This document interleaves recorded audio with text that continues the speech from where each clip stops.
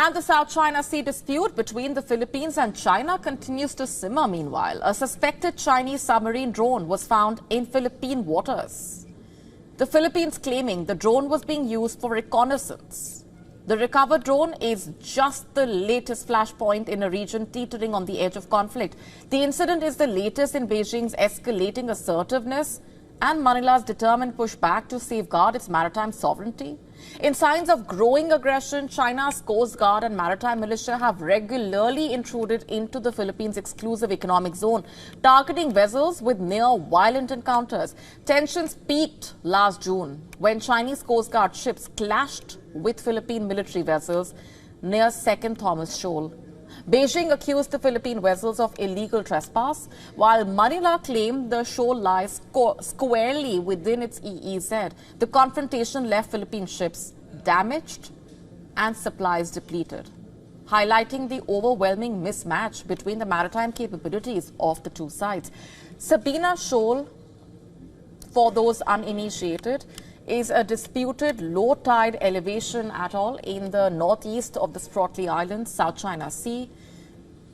It is claimed by China, the Philippines, Taiwan and Vietnam.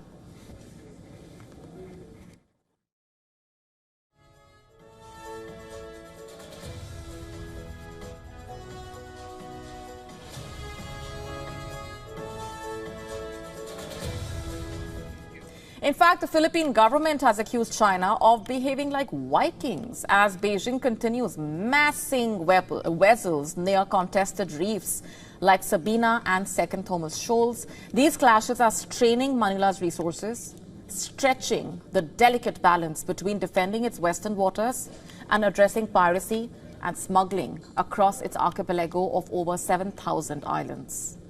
Since taking office in 2022, President Ferdinand Marcos Jr. has pivoted the Philippines' focus from internal security to external defense. In fact, Manila is employing a multi-pronged approach, boosting naval infrastructure, enacting maritime laws, and increasing diplomatic efforts to rally international support.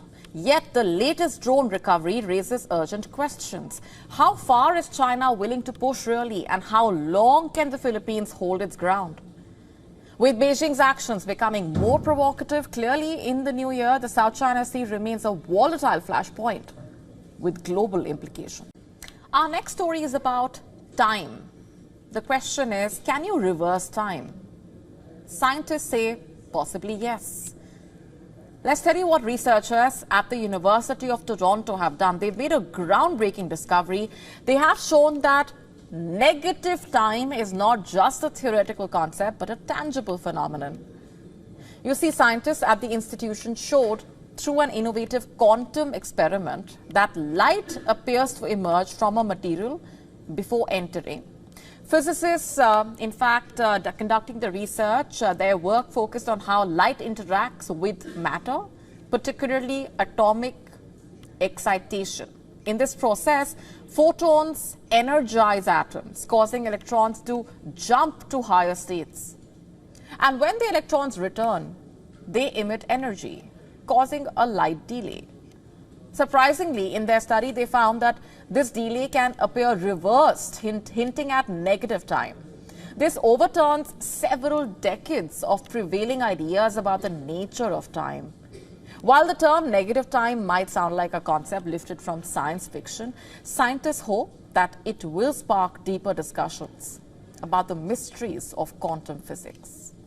While much of the attention surrounding the results is international in scope, scientific communities have largely raised an eyebrow over the matter. But just to be clear, the results are yet to be published in a peer-reviewed journal. These results are expected to spur further investigation into the mysteries of time as well as quantum mechanics. According to a report by Scientific American, the idea for this work emerged in 2017. At the time, a physicist at the University of Toronto and his lab colleague were interested in the interaction of light and matter, specifically a phenomenon called atomic excitation. It means that when photons pass through a medium and get absorbed, electrons swirling around atoms in that medium jump to higher energy levels. And when these excited electrons lapse to their original state, they release that absorbed energy as re-emitted photons, introducing a time delay in the light's observed transit time through the medium. So does that mean that time travel might be possible? Though there are skeptics, of course, who knows, maybe this could become a possibility as well. The start of this new year also marks the start of a whole new era, an era where the babies born in the new year will be the first of a new peer group. What are they going to be referred as? Well, they will be called Generation Beta. They are successors to Generation Alpha, Gen Alpha. But that's really just one part of the story. Many in the generation will live to the 22nd century. Imagine that. Also, here's a question. What all will the Generation Beta bear witness to? A world driven by tech and advancement, groundbreaking scientific discoveries, medical breakthroughs, but also climate-related disasters and other challenges. Experts predict Generation Beta to be digitally fluent and highly adaptable individuals. No surprises there. What are the trends that can be expected? Generative AI is going to come through stronger, with many companies already scaling up the use into wide adoption. In fact, breakthroughs in drone technology also are expected, an area which has already seen giant leaps. But is there going to be a flip side to this? Experts suggesting even as global connectivity might encourage inclusivity, it might complicate personal interactions and even impact face-to-face problem solving and conflict management skills. Especially when Gen Beta babies will be born in a world where constant exposure to things will pretty much be the new normal, where people are conditioned to achieving instant gratification in a way. Generation Beta might face a unique set of challenges in areas like education, mental health. What this also means is addressing these challenges with innovations. More and more tech legislation and regulations might also be in place.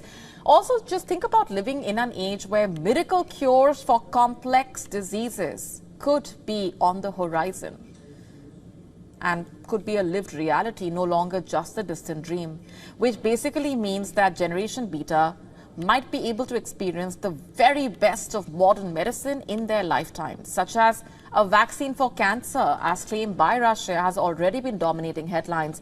Also, will Generation Beta be more pandemic ready as compared to any of its previous generations, should another one strike? Similar trends have been spotted when it comes to rising life expectancy thanks to medical revolution and a rising bent for mindful living. In fact, reports suggesting many in the generation will live to the 22nd century, which basically means that Generation Beta could possibly have their middle ages as 75.